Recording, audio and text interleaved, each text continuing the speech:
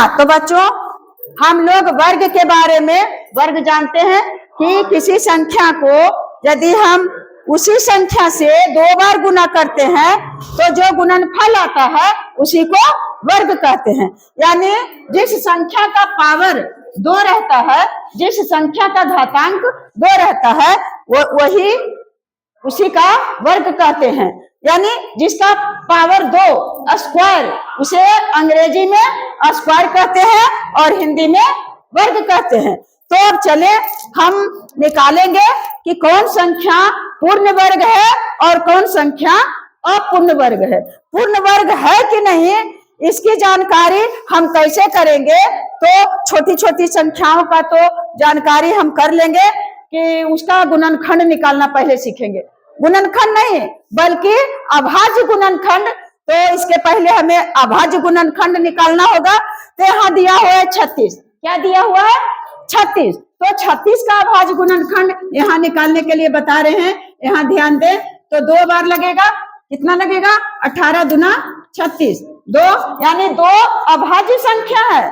9 दूनी 18, फिर यहाँ 3 लगेगा, 3 तिया 9। 2 भी अभाज्य संख्या है और 3 भी अभाज्य संख्या। 2 दूना 4, 4 तिया 12, 12 तिया 36 आ रहा है ना। यानी इसका अभाज्य गुणनखंड 2 गुने 2 गुने 3 गुने 3 हुआ ना जी। तो यहाँ जोड़ा लग गया और यहाँ जोड़ा लग गया।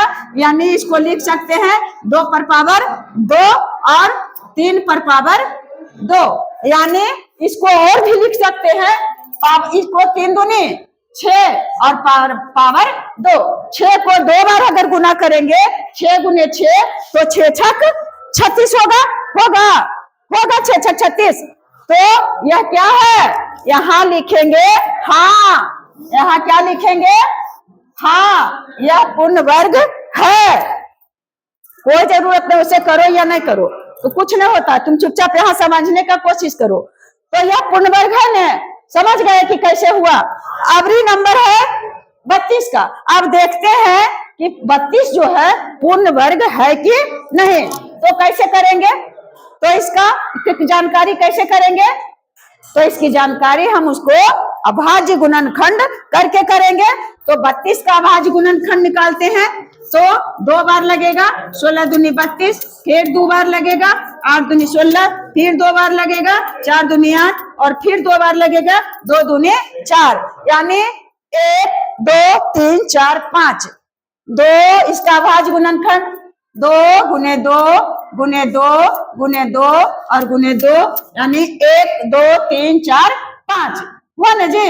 अब इसका हम जोड़ा लगाते हैं तो यह तो 2 जोड़ा लग गया और यह जोड़ा लग गया और 1 तो 2 बच गया, सिंगल बच गया ने। तो क्या हम इसको कह सकते हैं पूर्ण वर्ग? नहीं ने। उस पूर्ण वर्ग संख्या कब रहेगा?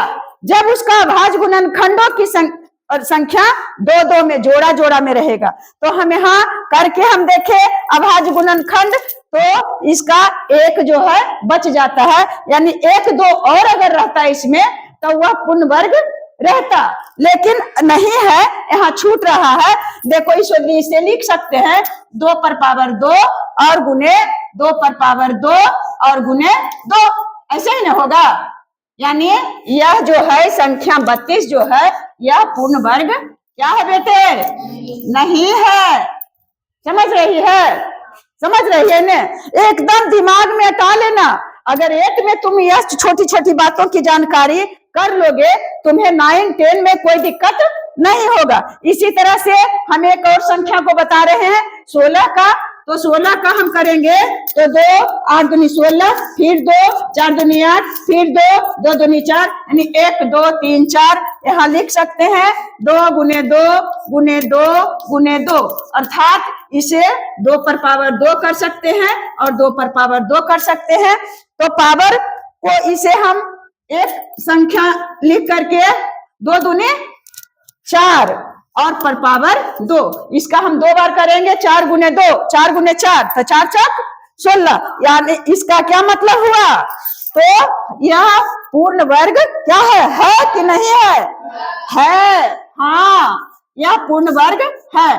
तो मुझे विश्वास है कि अब आप लोग वर्ग पूर्ण वर्ग है अथवा अपूर्ण वर्ग है, पूर्ण वर्ग है या पूर्ण वर्ग नहीं है, इसके बारे में आप लोग आसानी से जान लिए होंगे।